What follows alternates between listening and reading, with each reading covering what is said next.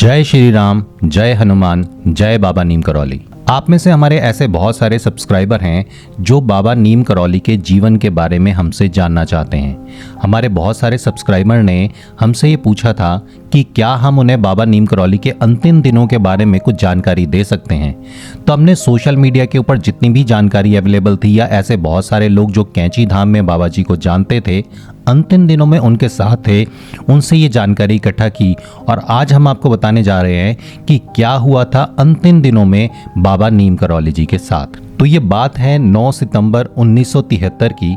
बाबा नीम करौली अपने कैंची धाम आश्रम से वृंदावन धाम में जो उनका आश्रम है वहां के लिए निकले। अमूमन जब बाबा नीम करौली कैंची धाम से कहीं पे जाते थे तो वो जीप या कार के द्वारा जाते थे, लेकिन 9 सितंबर के दिन जब वो मथुरा के लिए निकले तो उन्होंने निर्णय ये लिया कि वो ट्रेन माध्यम से वृंदावन धाम जाएंगे। 9 सितंबर के दिन जब बाबा नीम करौली मथुरा के लिए निकलने वाले थे तो उन्होंने कैंची धाम में जितने भी मंदिर हैं वहाँ पे सभी भगवान को प्रणाम किया।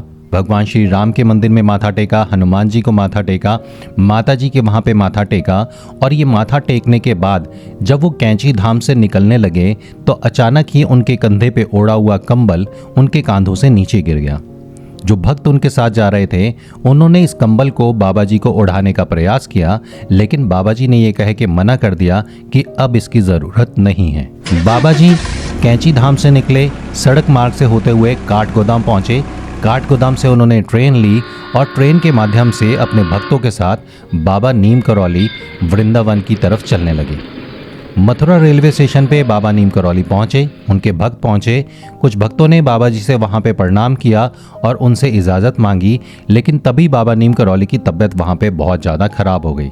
बाबा जी ने अपने भक्तों को कहा कि उन्हें वृंदावन आश्रम ले जाया जाए, लेकिन उनके भक्तों ने सोचा क्योंकि बाबा जी की तबीयत खराब है तो उन्हें पास ही के रामकृष्ण अस्पताल ले गए।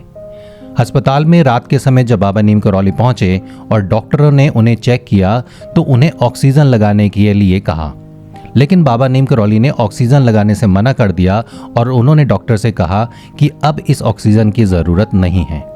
कुछ ही समय बाद बाबा जी ने 3 बारी जगदीश हरे, जगदीश हरे, जगदीश हरे कहा और अपने इस शरीर को हमेशा के लिए छोड़ दिया। 11 सितंबर 1973 रात को 1:15 पे जब अनंत चतुर्दशी थी तो बाबा जी ने अपना ये भौतिक शरीर इस दुनिया से हमेशा के लिए छोड़कर वो परलोक चले गए। उनके शरीर को वृंदावन आश्रम में ले जाया गया, जहाँ पे सारी रात तरलोक सिंह जी जो वहाँ के चौकीदार थे बाबा जी के पास बैठे रहे और बाबा जी का हाथ अपने हाथ में पकड़ के जब वो बैठे हुए थे तो उन्होंने बताया कि एक समय उन्हें ऐसा लगा कि बाबा जी के हाथों में धड़कनें चल रही हैं, लेकिन जब उन्होंने देखा तो बाबा जी का शरीर पूरी तरीके से ठंडा हो चुका था। सुबह हुई, सुबह होते ही ये खबर पूरी दुनिया के अंदर आग की तरह फैल गई। ऑल इंडिया रेडियो से भी इस खबर को प्रकाशित किया गया और सारी दुनिया में लोग जितने भी बाबा जी के भक्त थे वो आश्रम में पहुंचने लगे। बाबा जी के बहुत ही करीबी श्री सिद्धि माँ वृंदावन आश्रम तब तक नहीं पहुंच पाई थी। जितने भी लोग वृंदावन आश्रम में थे वो बाबा जी को संस्कार को लेकर तरह तरह की बातें करने लगे। कुछ लोग कहने लगे कि इन्हें जल समाधि देनी चाहिए, कुछ लोगों ने कहा कि इनकी समाधि बनानी चाहिए, इन्हें ज़मीन में दफना देना चाहिए। लेकिन वहीं पे एक बहुत प्रचलित बाबा थे जिनका नाम था पागल बाबा। पागल बाबा ने आके उन्हें कहा कि बाबा नीम करौली को हिंदू रीति रिवाज की तरह इनका दाह संस्कार किया जाना चाहिए। बाबा जी के संस्कार की तैयारी की जाने लगी, लेकिन अभी तक सिद्धि माँ वहाँ पे नहीं पहुँची थी। अचानक ही लोगों ने देखा कि चारों तरफ बहुत ज़्यादा आंधी तूफान चलना शुरू हो गया और आंधी तूफान की वजह से दिन में ही अंधेरा छा गया। सब लोग अचंभित थे कि अचानक ये तूफान कैसे आ गया। कुछ घंटों तक ये तूफान ऐसे ही चलता रहा और उस टाइम के प्रत्यक्षदर्शी ये बताते हैं कि तूफान की वजह से इतना अंधेरा हो चुका था कि पास में बैठे एक व्यक्ति से दूसरे व्यक्ति को देखना भी मुश्किल हो गया था। कुछ घंटों बाद आश्रम के बाहर एक कार आके रुकी। सिद्धि माँ उसके अंदर से निकली और जैसे ही सिद्धि माँ आश्रम के अंदर आई ये तूफान पूरी तरीके से शांत हो गया। इसके बाद बाबा जी के शरीर को एक ओपन गाड़ी के अंदर रख के पूरे वृंदावन में घुमाने का कार्यक्रम किया गया, लेकिन बाबा नीम करौली जब सबसे पहली बारी कैंची धाम पहुंचे थे तो वहां पे उन्हें जो सबसे पहले व्यक्ति मिले थे जिनका नाम था पूर्णानंद, बाबा जी ने उनसे कहा था कि जब मैं इस दुनिया को छोड़ के जाऊंगा तो सबसे पहले कांधा मुझे तुम ही दोगे। और ऐसा ही हुआ, सबसे पहले पूर्णानंद जी ने ही बाबा नीम करौली को कांधा दिया। अगर आप ये जानना चाहते हैं कि बाबा नीम करौली कैसे पहुंचे और कैंची धाम कैसे बना, तो इसके बारे में हमने एक विस्तृत वीडियो बनाया है जिसका लिंक इस वीडियो की डिटेल में आपको मिल जाएगा। उस वीडियो को आप देख सकते हैं। इसके बाद पूरे वृंदावन में बाबा जी के मृत शरीर को पूरी तरीके से फूलों से सजाकर और कई तरीके भजन और कीर्तन की तरह पूरे के पूरे वृंदावन में घुमाया गया और उसके बाद वापस आश्रम में लाने के बाद उनका अंतिम संस्कार किया गया।